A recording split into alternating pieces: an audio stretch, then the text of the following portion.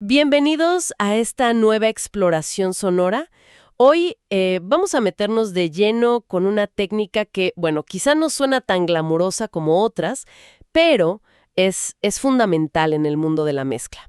Me refiero a la automatización de ganancia. Un tema clave, sí, señor. Tenemos como base un material explicativo muy revelador que la llama, de hecho, la salsa secreta. Una buena forma de ponerlo. Sí, ¿verdad? Para que la compresión suene verdaderamente profesional. Una afirmación, bueno, bastante audaz, ¿no? Lo es. Pero tiene su razón de ser. Ya veremos. Nuestra idea hoy es desentrañar qué es exactamente esto de la automatización de ganancia. ¿Por qué se considera tan crucial para obtener esa consistencia, ese pulido en el sonido? Sobre todo al lidiar con compresores. Queremos entender cómo este ajuste que a veces uno pasa por alto puede hacer una diferencia palpable. Así que, bueno, veamos de qué se trata todo esto. Me parece una excelente hoja de ruta. Y es que, para valorar esta técnica, creo que primero hay que entender bien el problema que viene a solucionar. Porque las grabaciones, viste, ya sean de voz o de instrumentos, casi nunca mantienen un nivel parejo. No, claro, para nada. Hay susurros, hay gritos, hay partes tranquilas y ¡pum!, explosiones de energía. Ese rango dinámico natural es parte de la música, obvio, pero representa un verdadero, digamos, un dolor de cabeza para herramientas como los compresores. Claro, porque un compresor no actúa igual si le llega una señal muy bajita Exacto. que si le llega una muy fuerte. Su respuesta cambia drásticamente según el nivel de entrada.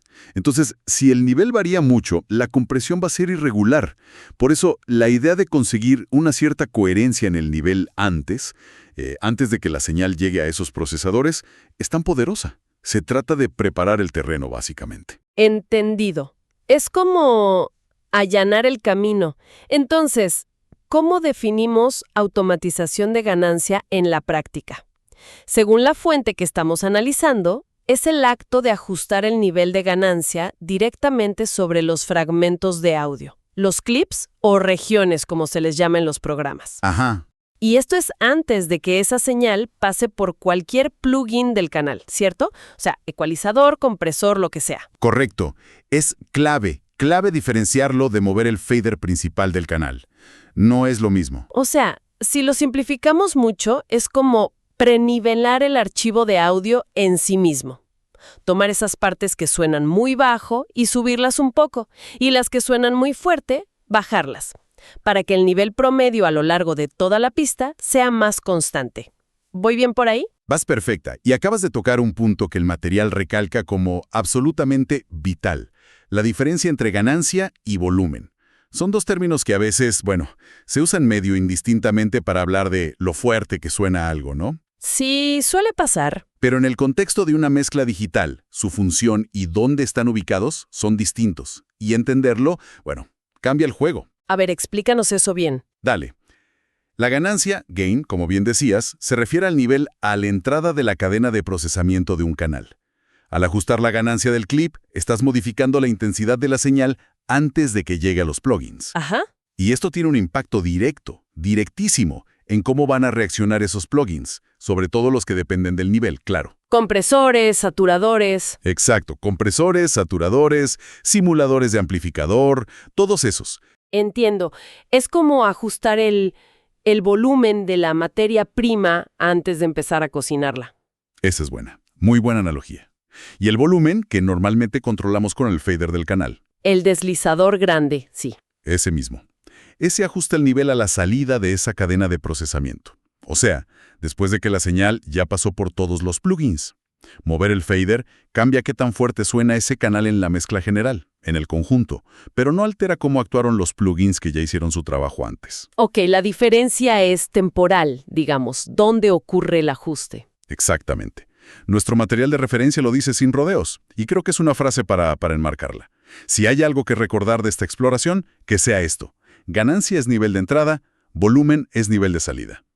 Tener clara esta separación, esta diferencia, es la base para usar la automatización de ganancia con propósito, con sentido. Queda meridianamente claro entonces. Ganancia afecta cómo se cocina el sonido dentro del canal. Ajá. Y volumen ajusta cuánto servimos de ese plato ya cocinado en la mezcla final. Perfecto. Ahora, la pregunta es, ¿por qué tomarse toda esta molestia? ¿Por qué ir ajustando clip por clip? ¿No es más fácil, qué sé yo, poner un compresor y que él se encargue? Nuestra fuente ilustra esto muy bien con el típico caso de una pista vocal. El ejemplo clásico. Describe una voz que en los versos es íntima, suave, cita algo así como el tiempo se detiene al acercarte al horizonte. Sí, algo muy tranqui. Y luego, en el estribillo, ¡pum!, explota con energía. La frase era, cuando la canción estalla con batería y guitarras. Una dinámica súper común en pop, rock. Totalmente. Y aquí viene el dilema que plantea. Si aplicamos un compresor a esa pista para suavizar esas diferencias tan grandes, ¿cómo ajustamos el umbral, el threshold? ¿Cómo hacemos para que funcione bien en ambas secciones, tan distintas? Si lo ajustas para controlar los gritos del estribillo, pues lo más probable es que en los susurros del verso la señal ni siquiera llegue a ese umbral. Claro. O si llega, lo hace muy tímidamente. Entonces el compresor, que quizás está reduciendo unos 3 o 4 decibeles en las partes fuertes y añadiendo cierto carácter, cierto color, en las partes suaves va a estar prácticamente de adorno. No hará casi nada. Y supongo que eso no es solo un problema de que el volumen siga siendo irregular. Para nada. Ahí está el kit de la cuestión. Y es lo que la fuente enfatiza mucho. Una compresión inconsistente genera un tono inconsistente. Ah, el tono. Un compresor bien utilizado no solo maneja la dinámica, también imparte una cualidad sonora, un color, una textura. Puede añadir pegada, calidez, presencia. Puede hacer que algo suene más denso o pulido. Sí, le da un carácter. Exacto. Pero si su acción es errática, o sea, apretando mucho acá y nada allá, ese carácter tonal que imprime también va a ser errático. Y el resultado es una pista que cambia de color, de coloración sónica a lo largo de la canción. Pierde cohesión. Ya veo, es como si el color de la voz cambiara entre el verso y el estribillo, no solo el volumen. Como si usara 2 micrófonos distintos casi. Exactamente. Es una buena forma de verlo. Y ojo, no solo pasa con voces. El material menciona un órgano, Ajá. que toca suave en el verso y mucho más fuerte en el estribillo. Presenta exactamente el mismo desafío. Lo interesante aquí es, como una herramienta que usamos precisamente para controlar la dinámica, como el compresor, puede terminar introduciendo una inconsistencia tímbrica, de tono, si no le damos una señal de entrada más estable. O sea, preparamos la señal para que el procesador haga su magia de forma consistente. Tiene toda la lógica. Si alimentas a la máquina con algo irregular, el producto final también va a ser irregular. Vale, ya entendemos el qué y el por qué. Ahora, ¿cómo se hace esto en la práctica? El ejemplo del material usa Logic Pro. Sí, es un DAW muy popular. Pero hace una advertencia importante. Cada programa, cada DAW, tiene su método particular para ajustar la ganancia de los clips o regiones. La recomendación es buscar específicamente cómo se hace en el software que uno utilice. Buscar términos como ajustar ganancia de clip en Cubase o Clip Gain Pro Tools, ¿no? Exacto, hay que buscarlo para el DAW de cada uno. Pero el concepto es el mismo. En el caso de Logic Pro, los pasos que muestra son: primero, seleccionar la porción de audio a ajustar. Usa la herramienta Marquee, que se activa con la tecla Comando. Segundo, dividir la región en esa selección para poder tratarla de forma independiente. Como cortarla, digamos. Sí, hacer un corte. Y tercero, localizar el inspector de región, que es como una ventana de propiedades de ese clip, ¿no? Y ahí modificar el parámetro Gain. Correcto.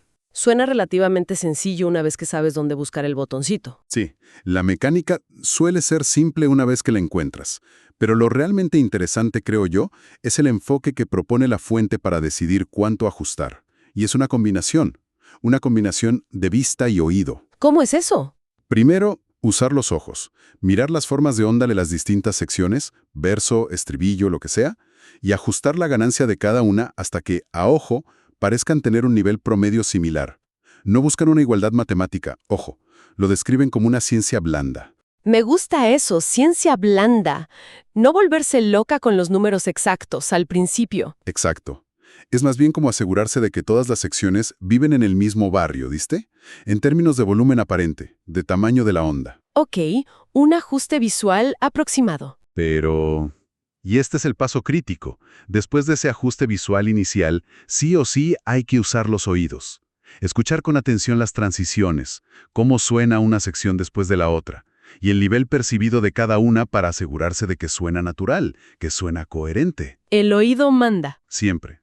De hecho, en el ejemplo del video, cuentan que un ajuste que visualmente parecía correcto, al escucharlo le resultó un poco excesivo, Ajá. y tuvieron que bajarle un decibel. Los oídos siempre tienen la última palabra en audio, no hay vuelta que darle. Fundamental recordarlo. Y al hacer estos cortes y ajustes entre regiones, ¿no se corre el riesgo de que se escuchen pequeños clics o ruiditos en los puntos de unión? Es un riesgo real, sí, y la fuente lo aborda mencionando la importancia de los crossfades. Los fundidos cruzados. Exacto, los fundidos cruzados. Son esas pequeñísimas transiciones de volumen automáticas que se aplican justo en el punto donde termina una región y empieza la siguiente. Mientras una baja suavemente su volumen, la otra lo sube simultáneamente. Y esto ocurre en unos pocos milisegundos, muy rápido. Y eso evita los ruidos. Así de simple. Así de simple. Su función es suavizar esa transición abrupta que podría ocurrir si una forma de onda termina ponerle en un pico, hacia arriba, y la siguiente empieza en cero o en un valle. Ese salto brusco es lo que genera esos molestos clics o pops. Ya veo. En el ejemplo de Logic, muestran cómo aplicar un crossfade muy cortito, de unos 10 milisegundos, a todas las uniones después de ajustar las ganancias. Con esa duración tan breve, la transición es prácticamente inaudible, pero elimina eficazmente los artefactos. Es un detalle técnico, pero crucial para que la edición sea limpia, profesional. Entendido. Un pequeño detalle que marca una gran diferencia en la limpieza del sonido final. No queremos clics raros. Para nada. Ahora, el material también menciona que no siempre hay que aplicar el mismo nivel de detalle, ¿verdad? Para algunos instrumentos, como el órgano, del ejemplo, quizás baste con nivelar secciones grandes.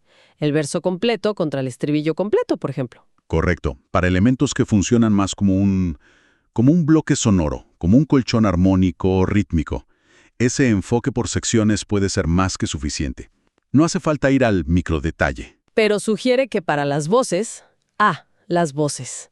Al ser normalmente el foco principal de la mezcla y donde el oído es más crítico. Ahí sí. Ahí puede merecer la pena un trabajo más minucioso.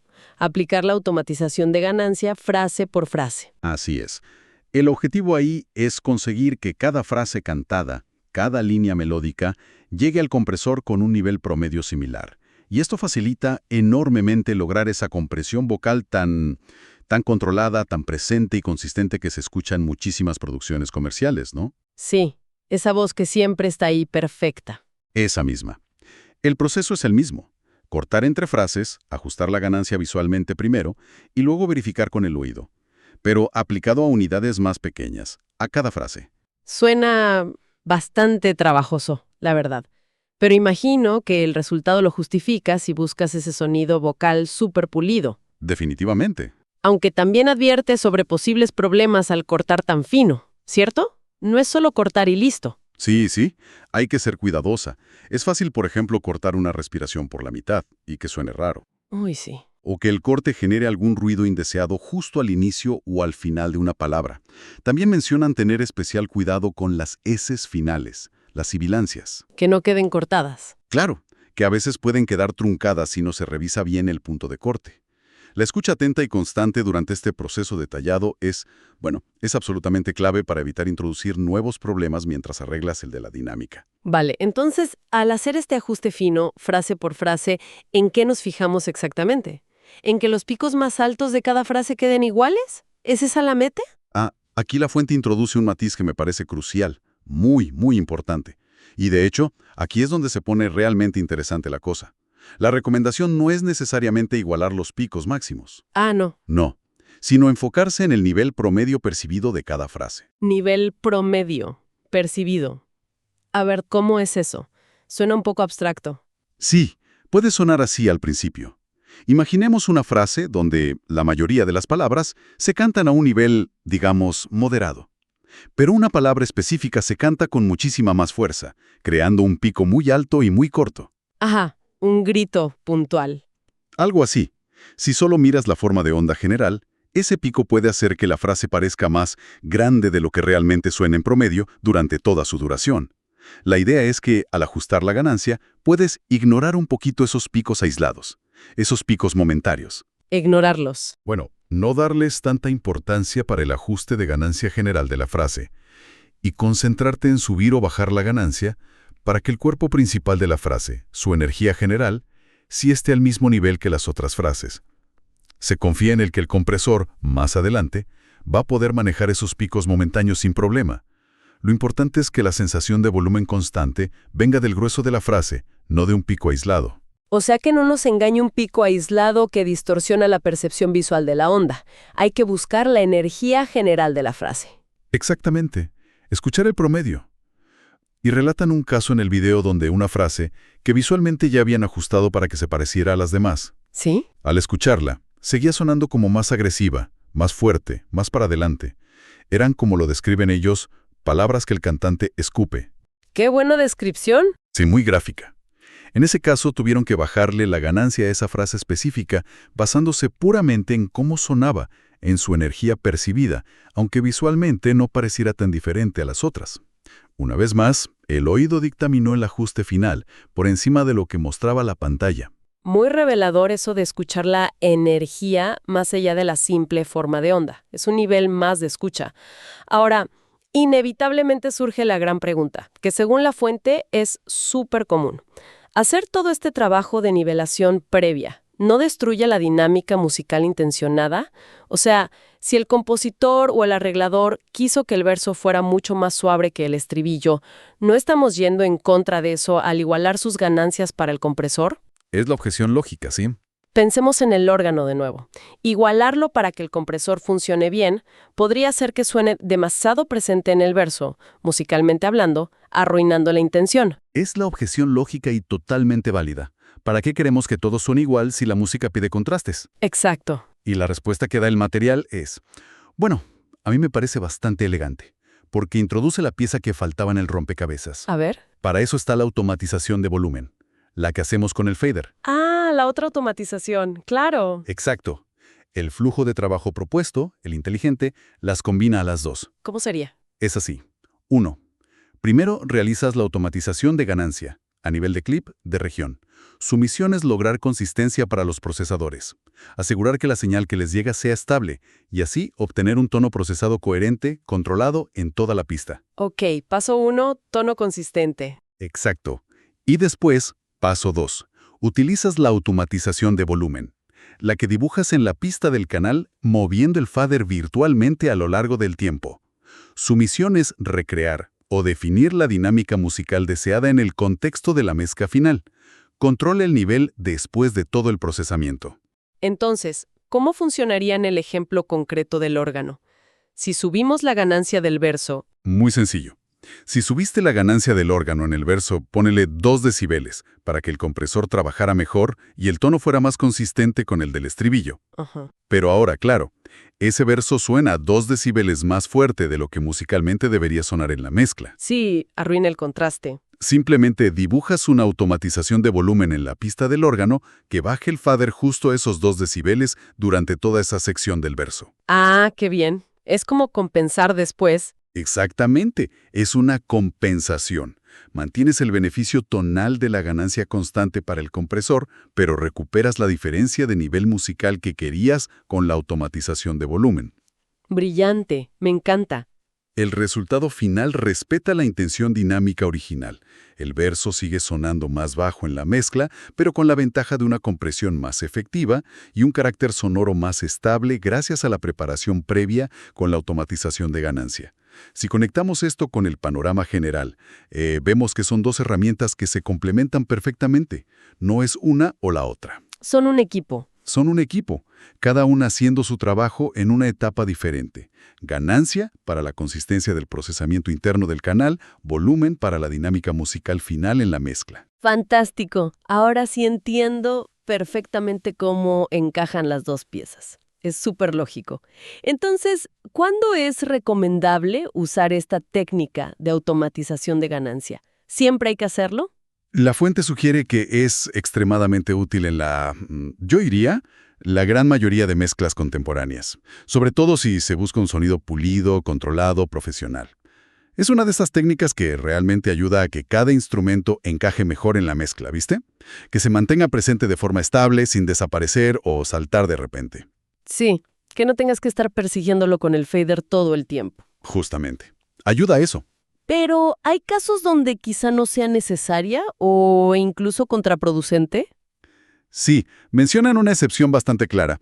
En mezclas muy minimalistas o que busquen un sonido deliberadamente crudo, muy orgánico. ¿Tipo folk acústico o algo así? Podría ser, sí. O algún rock muy garajero, donde el objetivo sea preservar al máximo la dinámica natural de la interpretación original, sin mucho procesamiento posterior, especialmente si no se planea usar compresión de forma significativa.